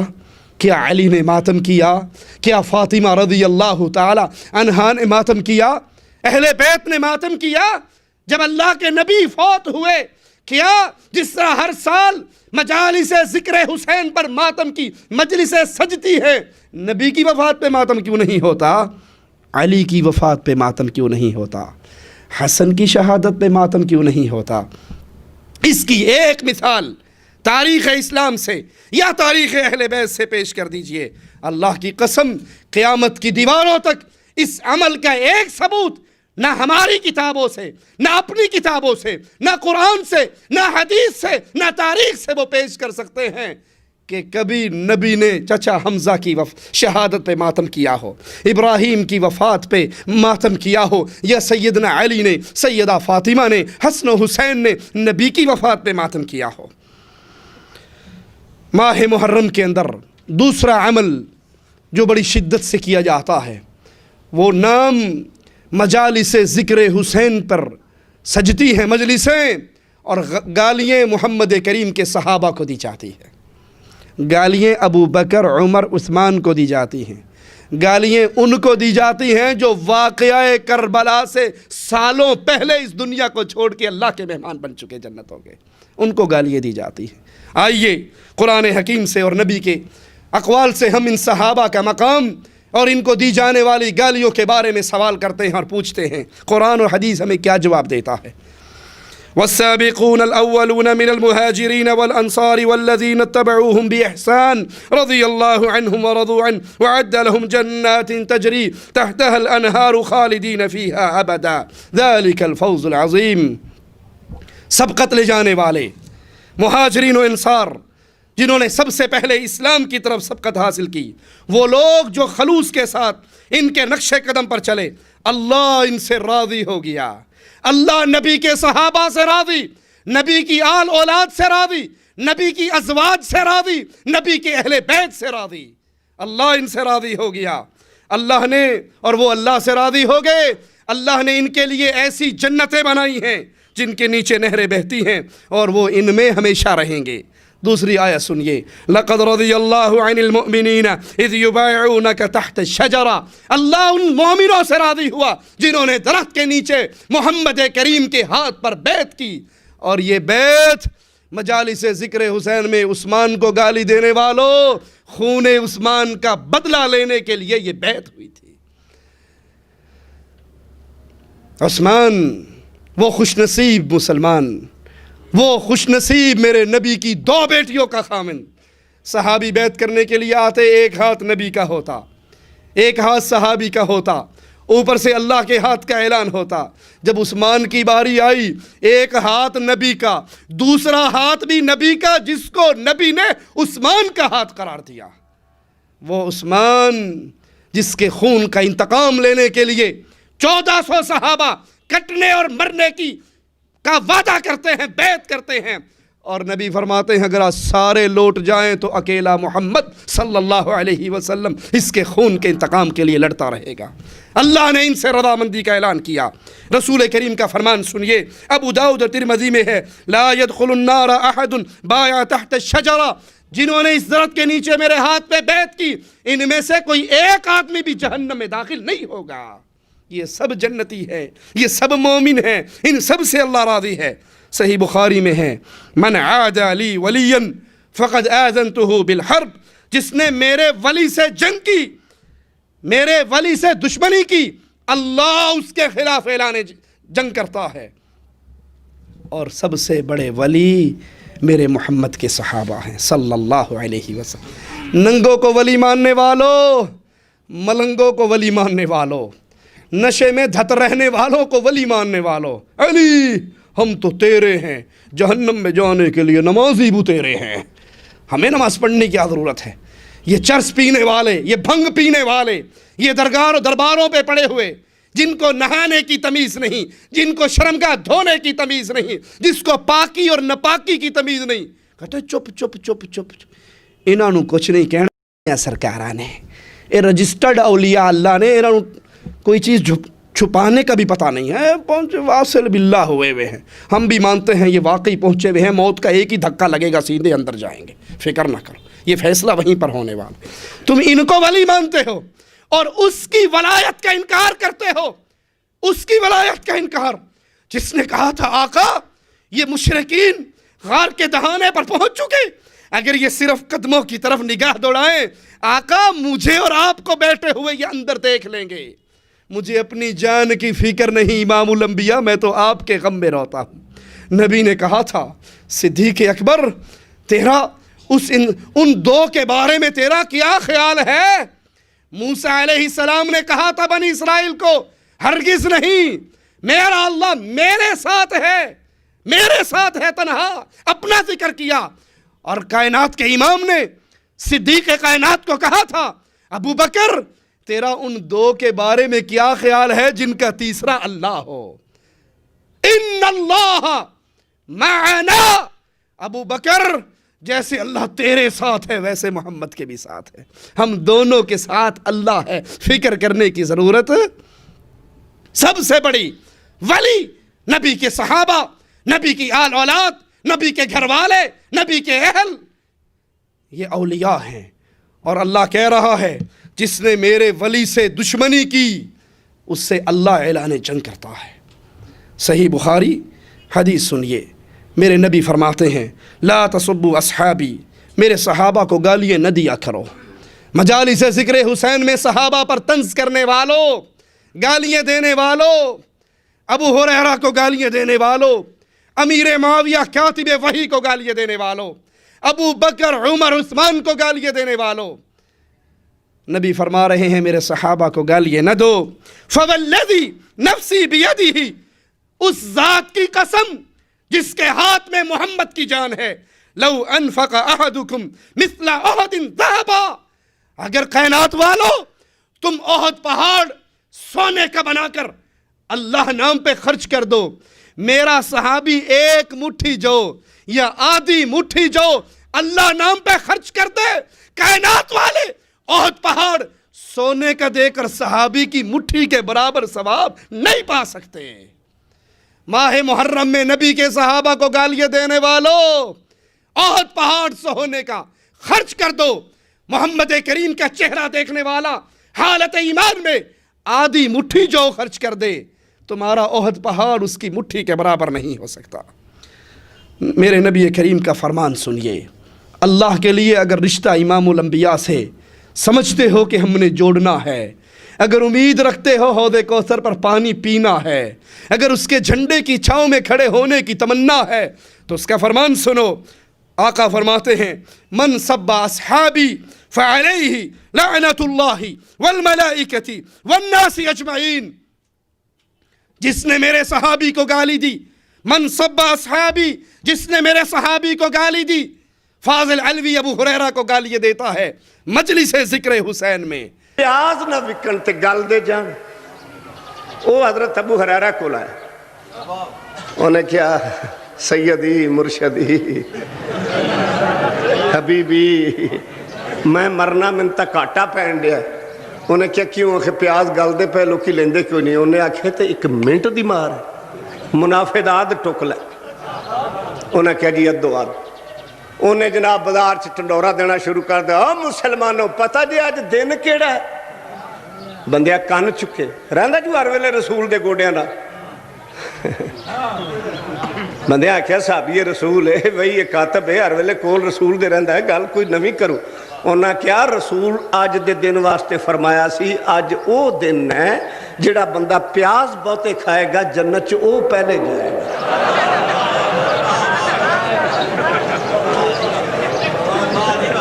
لوکی کپڑے چھاپے لے کے ٹر پے، انہیں بھی پھاٹا کھول دیتا، بچیا چھلڑی دا وک گئے۔ حضرت بی بی عائشہ نو پتہ لگا بھی ابو ہریرہ نے یعنی کر چھڑے ہے، انہاں صدیہ انہاں آکھیا نا ادھر آخا ابو ہریرہ رسول کدو فرمایا سی بے گنڈے کھانا جنت لب دی، انہیں کہتا رسول کدو کیا سی میری وراثت کوئی نہیں،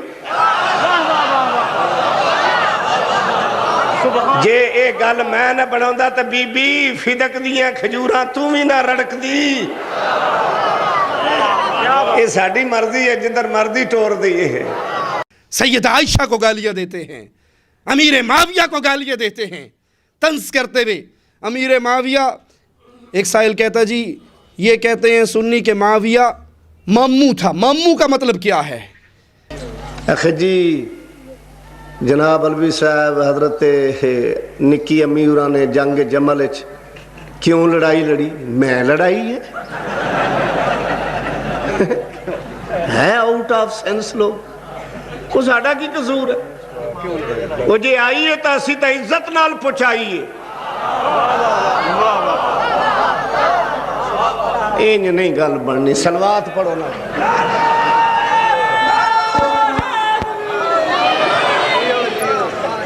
اگرچہ چاچوا کے میدان چاہیے اسی عزت نال پہنچائیے، تو پھر تیری سمجھ نہیں ہے، اگرچہ چاچوا کے میدان چاہیے اسی تو عزت نال پہنچائیے۔ اپنا بھی بیک گراؤنڈ دیکھ، اے خون کھٹایا کس، چونے نال پرایا کس، جیندی نو پرایا کس، I shame for you، ادھروں ماں رضی اللہ، ادھروں ماں دا قاتل رضی اللہ۔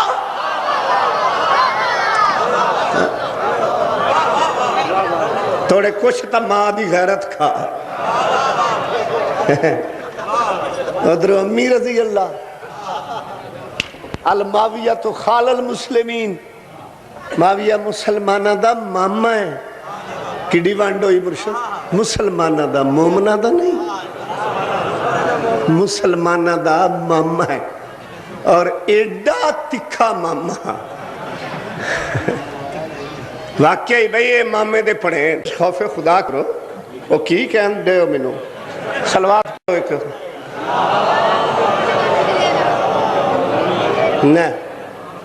نواں اٹھیا۔ علوی صاحب ماموں کے نام کے معنی تو بتائیں۔ بے حضرت ہیں یہ مامے دا نا دا معنی کی ہے، دو معنی ہیں، ایک ہون پوچھ لو، ایک جلے گڈی چ بہن لگاں گا اس لئے پوچھ لو۔ کیوں جو بیبیاں وچ ہے ایک دا معنی ہے بھونکن والی کتی ایک دا معنی ہے بھونکن والی تے دوسرا مہینہ کیڑا ہے او نہیں دیسی تے اگلا کی ہے بس ادھا ہی ہے ماموں کا مطلب کیا ہے تو کہتا ہے ماموں کہتے ہیں بھونکنے والی کتی کو لا حول ولا قوت الا باللہ انا للہ و انا الیہ راجعون صحابی کو گالی دینے والوں فرمان کریم محمد کریم سنو من سب اصحابی جس نے میرے صحابی کو گالی دی فعلیہ لعنت اللہ صحابی کو گالی دینے والے پر رب کی لعنت برستی ہے صرف رب کی لعنت ہلاکت کے لیے تو رب کی لعنت ہی کافی ہے لیکن سنیے اس پر اللہ کی لعنت والملائکہ فرشتوں کی لعنت والناس اجمعین کائنات کے ہر آدمی کی لعنت اس بدبخت پہ پڑتی ہے جو محمد کے صحابی کو گالی دیتا ہے محرم کے پاک مہینے میں رسول کے صحابہ کو گالیاں نہ دو کہ یہ ملعونوں کا کام ہے مومنوں کا کام نہیں ہے امام الانبیاء کا ایک اور فرمان سنیں من سب اصحابی فقط سبنی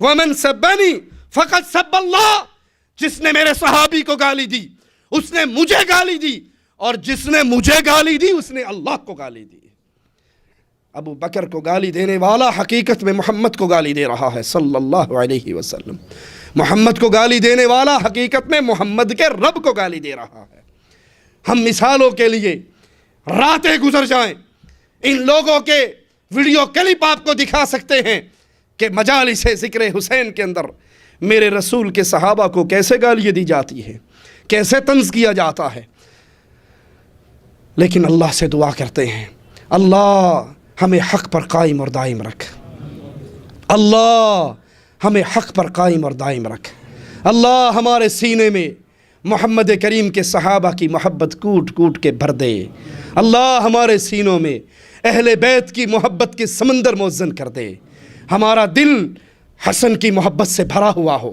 حسین کی محبت سے بھرا ہوا ہو فاطمہ کی محبت سے بھرا ہوا ہو اہل بیت کی محبت سے مزین ہو ان کی محبت کی خوشبوئیں ہمارے سینے سے پھوٹتی ہوں ہم ان سے پیار کریں اپنے بچوں کے نام نبی کے صحابہ کے نام پر نبی کے اہل بیت کے نام پر ان کے نام پہ رکھیں لیکن محبت کرتے ہوئے کبھی نہ بھولیں حسن حسن ہے حسین حسین ہے علی علی ہے یہ رب کے سوالی ہیں یہ رب کے شریک نہیں ہیں یہ رب کے آگے مانگنے والے رب کے منگتے ہیں رب کے سوالی ہیں رب کے فقیر ہیں رب کو پکارنے والے ہیں ہم ان کو رب کا شریک نہیں مانتے اقول قولی هذا واستغفر الله لي ولكم ولسائر المسلمين فاستغفروه انه هو الغفور الرحیم سائل کہتا ہے کچھ لوگوں کا کہنا ہے کہ ہم سن کر ایمان لائے ہیں اس لیے ہم سنی ہیں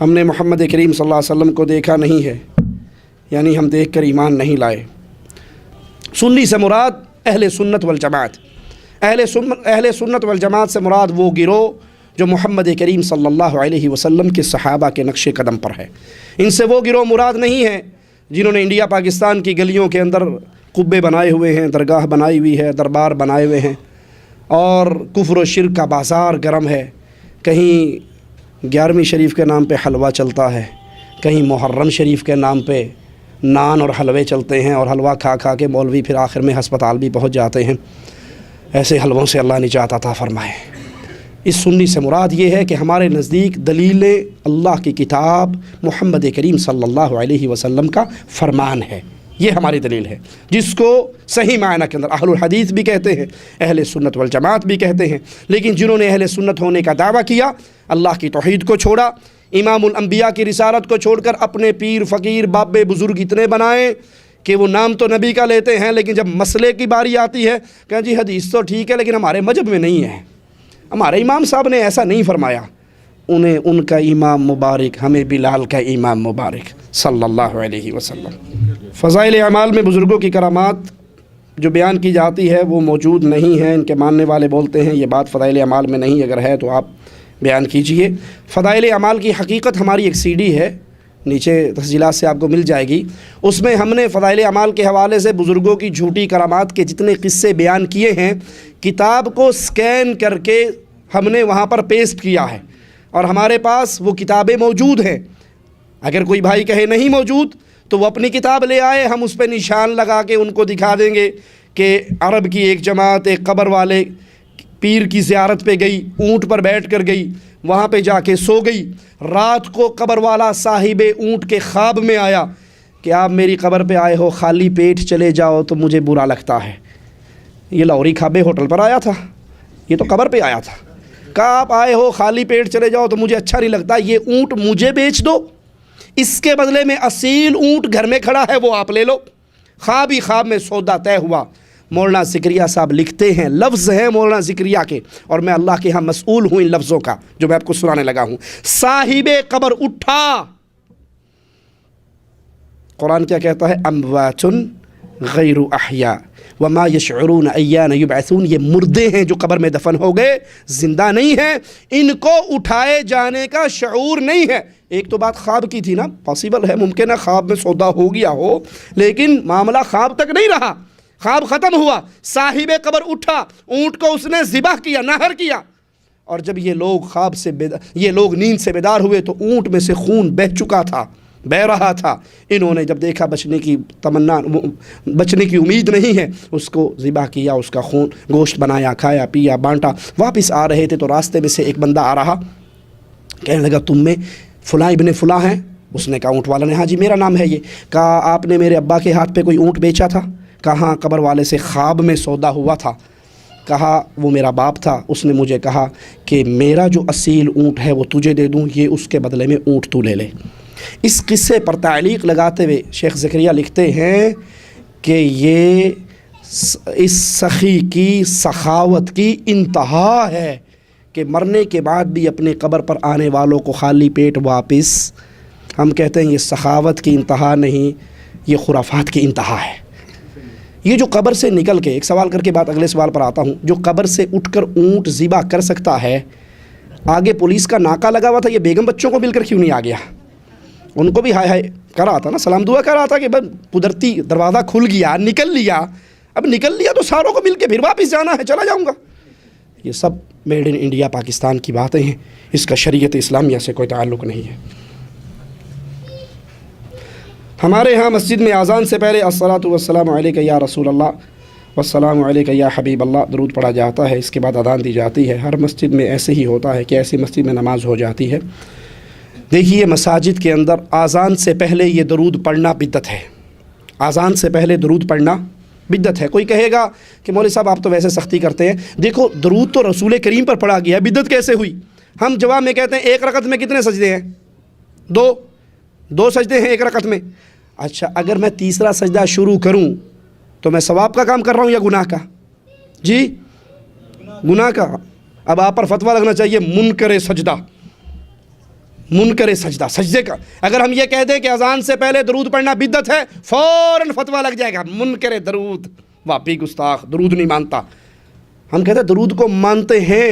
جس موقع پہ امام الانبیاء نے سکھایا تھا سیدنا بلال کو، اس موقع پہ کیوں نہیں پڑھتے؟ نبی کریم نے اذان کے بعد درود سکھایا. سیدنا بلال نے اذان سے پہلے الصلاۃ والسلام علیک یا رسول اللہ کا یہ الفاظ نہیں کہے. پھر اس کے اندر ایک شرکیہ لفظ جملہ بھی کہا جاتا ہے، وہ کیا ہے؟ الصلاۃ والسلام علیک یا نور من نور اللہ. اے محمد صلی اللہ علیہ وسلم آپ اللہ کے نور کا ٹکڑا ہیں، آپ پر سلام ہو. اور اللہ کے نور میں سے کوئی نور نہیں بنا. محمد کریم اللہ کے بندے ہیں، بشر ہیں، نور من نور اللہ نہیں ہے. ایک تو یہ عمل بدعت ہے. پھر اس کے اندر شرک والا جملہ آتا ہے. مشرک کے پیچھے نماز نہیں ہوتی. ڈنکے کی چوٹ دو ٹوک اعلان ہے، سن لیجئے. مشرک کے پیچھے نماز نہیں ہوتی، بدعتی کے پیچھے نماز نہیں ہوتی، جس کی بدعت کفر اور شرک کی وادی تک لے جانے والی ہو. نہیں مانتے تو مثال دے کے سمجھاؤ. تو ابھی درس ختم ہوگا، لوگوں نے اپنے اپنے گھروں کو جانا ہے. کچھ بھائی ایسے بھی ہوں گے جو ٹیکسیوں پہ اور گاڑیوں پہ آئے ہوں گے، اپنی گاڑی ان کے پاس نہیں ہوگی. جب آپ نیچے اتریں، ایک ٹیکسی والے کو دیکھیں وہ روڈ پہ کھڑا ہو اور کہہ رہا جناب کہاں جانا ہے؟ جی فلانی جگہ جانا ہے. آؤ میں بلاش لے جاتا ہوں، مجانن لے جاتا ہوں، فری لے جاتا ہوں، بیٹھ جاؤ، کوئی پیسہ نہیں، کوئی بھاڑا نہیں، بیٹھو. آپ جب بیٹھنے لگے، ڈرائیور صاحب کو آپ نے غور سے دیکھا، او انا سی وہ اندھا تھا، بیٹھ جاؤ گے؟ ہیں؟ اندھے کی ٹیکسی میں بیٹھو گے؟ نہیں، کیوں؟ ایک اندھا ہے، مرے گا بھی مارے گا بھی۔ ارے بھائی اندھا ہے، اس نے اپنا کام کرنا، اپنے اپنا کام کرنا۔ یہی مثال دیتے ہیں نا، نماز پڑھنی اس نے اپنی پڑھنی، ہم نے اپنی پڑھنی، اس نے اپنا کام کرنا، گاڑی چلانی، آپ نے اپنا کام کرنا، بیٹھے رہنا۔ اس کو چلانی نہیں آتی، اندھا ہے، مرے گا۔ جو مشرک ہے وہ توحید میں، عقیدے میں، ایمان میں اندھا ہے، اس کی اپنی نہیں ہو رہی، آپ کی کہاں ہوگی؟ یہاں پر امام صاحب امامت کرواتے ہیں اور مسجد میں لکھا ہوتا ہے یا محمد، یا علی، یا فاطمہ، یا حسن۔ اگر وہاں پر آدمی جماعت کے ساتھ نماز نہ پڑھے تو فتنے کا خطرہ ہے۔ جو مسجد اہل شرک کی ہے، جہاں امام مشرک ہے، جس مسجدوں میں قبریں ہیں، جن مسجدوں میں غیر اللہ کو پکارا جا رہا ہے، آپ اس سے بہتر ہے کہ اپنے گھر کے اندر نماز پڑھیں، اپنے بیوی بچوں کو پیچھا کھڑا کر لیں، یا مجلس کے اندر، بیٹھک کے اندر اپنے اہل ایمان دوستوں کو بلا کر وہاں جماعت کروائیں۔ مشرک کے پیچھے نماز نہیں ہوتی، اور جن مسجدوں میں قبریں ہوں وہاں پر نماز نہیں ہوتی، جہاں غیر اللہ کو پکارا جائے وہاں نہیں پڑھنی چاہیے۔ ہمارے مذہب اسلام میں پینٹ اور شرٹ پہننا کیسا ہے، جائز ہے یا نہیں؟ دیکھیے، لباس کے بارے میں امام الانبیاء کا فرمان ہے، ایسا لباس نہ پہنو جس سے انسان کا جسم، انسان کا ننگ ظاہر ہو، انسان کا وجود، اس کے باڈی پارٹس واضح ہوں، ایسا لباس نہیں پہننا چاہیے۔ اگر کوئی کھلی پینٹ پہنتا ہے، بیگی پینٹ پہنتا ہے، جس سے رکوع اور سجدے میں جاتے ہوئے اس کا جسم نمایاں نہیں ہوتا، پینٹ پہننے والا جب رکوع میں جاتا ہے تو درزی اگر پیچھے کھڑا ہوگا تو انچی ٹیپ کے حساب سے بتا دے گا یہ اتنے انچ کی ہے اور یہ اتنے انچ کی ٹانگ ہے اس کی، ہیں؟ یہ لباس منع ہے۔ آپ بیگی پینٹ پہنیں، شرٹ جو پہنیں اس کو پینٹ کے اندر دینے کی بجائے باہر نکالیں، آپ کی شرٹ گھٹنوں تک کی ہو، آپ کی شرمگاہیں چھپی ہوئی ہو۔ لباس میں آزادی ہے، لیکن کفار سے مشابہت کرنا منع ہے، اور ایسا تنگ لباس، ٹائٹ لباس پہننا منع ہے کہ سڑک پہ جاتے ہوئے دور سے کوئی 5ویں کلاس کا بچہ دیکھے تو کہ 11 لکھا ہوا نظر آ رہا ہے۔ یہ لباس منع ہے، ایسا لباس نہیں پہننا چاہیے۔ جزاکم اللہ خیر، سبحانک اللہم وبحمدک، اشہد ان لا الہ الا انت، استغفرک واتوب الیک۔ سوال آخری کہتے آیا ہے کہ مسجد میں نکاح کے بارے میں بیان کیجئے، کیا مسجد میں نکاح کروانا جائز ہے؟ جی بالکل، بہت اچھا ہے کہ مسجد کے اندر نکاح ہو، ٹھیک ہے، شادی ہال کا خرچہ بچے گا، سارے پنگے ختم ہوں گے۔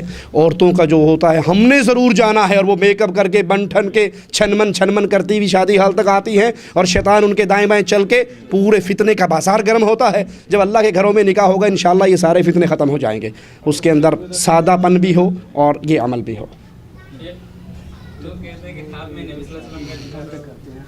خواب کے اندر امام الانبیاء علیہ الصلاۃ والسلام کا دیدار ہو سکتا ہے؟ اللہ یہ میری اور آپ کی قسمت میں کرے، ہمیں نبی کریم صلی اللہ علیہ وسلم کا دیدار ہو سکتا ہے، ٹھیک ہے، اللہ دیدار کروا سکتا ہے۔ پہلی بات یہ ہے کہ اس دیدار کے اندر آپ کے اور میرے پاس گارنٹی نہیں ہے کہ یہ امام الانبیاء ہیں یا نہیں۔ آپ نے اور میں نے امام الانبیاء کو دیکھا نہیں علیہ الصلاۃ والسلام، اللہ سے دعا ہے اللہ ہمیں جنت میں اپنے نبی کا ساتھ اور پڑوس عطا فرمائے۔ خواب کے اندر ہمیں نبی کریم صلی اللہ علیہ وسلم نظر آئے، ٹھیک ہے، ہمیں نہیں پتا کہ یہ رسول کریم صلی اللہ علیہ وسلم ہیں یا نہیں۔ درست ہے کہ شیطان نبی کی صورت میں نہیں آ سکتا، لیکن شیطان کسی اور نیک صورت میں آ کے جھوٹ تو بول سکتا ہے، ٹھیک ہے، تو گارنٹی اس سے صرف وہی کہہ سکتے ہیں جنہوں نے رسول کریم صلی اللہ علیہ وسلم کو دیکھا، نبی کریم کے صحابہ یا صحابہ کے وہ شاگرد، وہ تابعین، وہ لوگ، وہ اصحاب سیر جنہوں نے نبی کریم صلی اللہ علیہ وسلم کی صورت کو یاد کیا ہوا۔ نمبر 2، شریعت بند ہو چکی ہے کتاب اور سنت میں، قرآن اور حدیث کے اندر۔ اگر خواب کے اندر کوئی آ کر یہ کہے میں آپ کا نبی ہوں، اور پھر وہاں پر کہا جائے یہ حلال ہے اور یہ حرام ہے، اور وہ شریعت کے حلال و حرام سے ٹکراتا ہو، تو خواب ہمارے لیے دلیل نہیں ہے، واللہ اعلم۔ اس سوال سے پہلے یہ سوال ہے، شادیوں میں شادیوں میں اخراجات کے بارے میں کسی بھائی نے سوال کیا ہے، تو نکاح کو آسان کیجئے۔ اب مصیبت یہ ہے کہ زنا آسان ہو چکا ہے اور نکاح مشکل ہو چکا ہے، اور یہ شادیوں میں جو کچھ خرافات ہوتی ہیں یہ انڈیا سے پاکستان اور پاکستان سے انڈیا مل جل کر کام چل رہا ہے۔ چونکہ ہندوؤں کے معاشرے میں رہے، ہندوؤں کو دیکھا، انہی کی شادیوں کو دیکھا۔ عبد الرحمن کی شادی اور رام چندر کی شادی، ایک فرق دونوں میں نظر آئے گا، یہ آگ کے اوپر پھیرے مارتا ہے اور مولوی دوسرے کو 7 کلمے پڑھواتا ہے، پڑھ ایک کلمہ نہیں پڑھاتے، سارے کلمے الف سے لے کے یہ تک۔ وہ اتنے لمبے کلمے اس لیے بنائے ہیں کہ اگر یہ ویلڈنگ نہ ہو، یہ ٹچ نہ لگے، تو کوئی بندہ بھی نکاح پڑھا سکتا ہے، خطبہ مسنونہ پڑھ کے قبول و ایجاب کوئی بھی کروا سکتا ہے، یہ فرق ہے۔ اس کے علاوہ بارات ادھر بھی 20 گاڑیاں آ رہی ہیں، ادھر بھی 20 گاڑیاں آ رہی ہیں، جہیز کے ٹرک ادھر سے بھی نکل رہے ہیں، ادھر سے بھی نکل رہے ہیں، وہ لمبی توتیوں والے ادھر بھی آ رہے ہیں، ادھر بھی آ رہے ہیں، ابٹن کی رسمیں ادھر بھی چل رہی ہیں، ادھر بھی چل رہی ہیں، صحرا یہ مولوی صاحب بھی باندھ کر آ رہے ہیں، عبد الرحمن بھی، اور رام چندر نے بھی صحرا باندھا ہے، صحرا اٹھا اٹھا کر دیکھتا ہے کون آیا کون نہیں آیا، یہ دونوں طرف چل رہا ہے، ٹھیک ہے۔ دلہن تیار ہو کے گھر میں آ گئی، ولیمے والے دن دلہن دلہا تیار ہو کے ایک صوفے پر عورتوں مردوں کے مخلوط اجتماع میں مسلمان کی بیوی بھی آ رہی ہے اور ہندو کی بیوی بھی آ رہی ہے، سالی صاحبہ بہنوئی صاحب سے کھٹا کڑوا دودھ پلا کر اٹکھیلیاں ادھر بھی کر رہی ہے اور ادھر بھی کر رہی ہے، جوتی چرائی کی رسم ادھر بھی ہے اور ادھر بھی ہے، بیگم کے کمرے میں جانے سے پہلے خامند صاحب کی بہنیں، ان کی کزنیں کنڈا پکڑائی کی رسم رام چندر کی بہنیں بھی کر رہی ہیں، عبداللہ کی بہنیں بھی کر رہی ہیں۔ کون سی رسم ہے جو ادھر ہے اور ادھر نہیں ہے؟ یہ شادی مسلمانوں کی شادی نہیں ہے، یہ رسول کریم صلی اللہ علیہ وسلم کے ماننے والوں کی شادی نہیں ہے، یہ ہندوؤں کا طریقہ ہے۔ جہیز یاد کر لیجئے، جہیز یاد کر لیجئے، یاد کر لیجئے، پھر یاد کر لیجئے، یہ ہندوؤں کی رسم ہے جسے کتیا دان کہا جاتا ہے۔ ہندو جہیز دے کر وراثت سے اپنی بیٹیوں کو محروم کر دیتے ہیں، مسلمان بھی جہیز کے ٹرک بھر کے دے کر مرتے ہوئے ساری زمین اپنے بیٹوں کے نام کروا جاتا ہے۔ اس کا اسلام سے تعلق نہیں ہے۔ اللہ کے لیے صرف نماز پڑھتے ہوئے محمدی نہ بنو، شادی کرواتے بھی محمدی بنو۔ اللہ ہمیں اس پر عمل کرنے کی توفیق عطا فرمائے۔ کیا عورت کی آواز مرد سن سکتے ہیں؟ عورتوں کے کہیں ترس آتے ہیں؟ دیکھیے، دین کی بات سننے سمجھنے کے لیے اگر انسان کو ضرورت ہو، مجبوری کی حالت میں ہو، کہیں علماء مرد ہیں ہی نہیں ہیں، صرف عورتیں ہی رہ گئی ہیں، ٹھیک ہے، تو ان سے سیکھ لیا جائے پردے کے پیچھے، جہاں فتنے کا ڈر نہ ہو، ٹھیک ہے۔ اور دلیل اس کی ہے کہ سیدہ عائشہ رضی اللہ تعالی عنہا سے صحابہ کرام نے رسول کریم صلی اللہ علیہ وسلم کے گھر کے حالات پوچھے، کیونکہ سیدہ عائشہ ان میں سب سے زیادہ جاننے والی تھی۔ لیکن جب علماء موجود ہوں، مرد موجود ہو، تو مرد کو دین مرد سے ہی سیکھنا چاہیے، لیکن عورتیں مردوں کی آواز سن کر دین اسلام کی باتیں سن سکتی ہیں، سیکھ سکتی ہیں۔ اللہ ہمیں عمل کی توفیق عطا فرمائے۔ سبحانک اللہم وبحمدک، اشہد ان لا الہ الا انت، استغفرک و اتوب الیک۔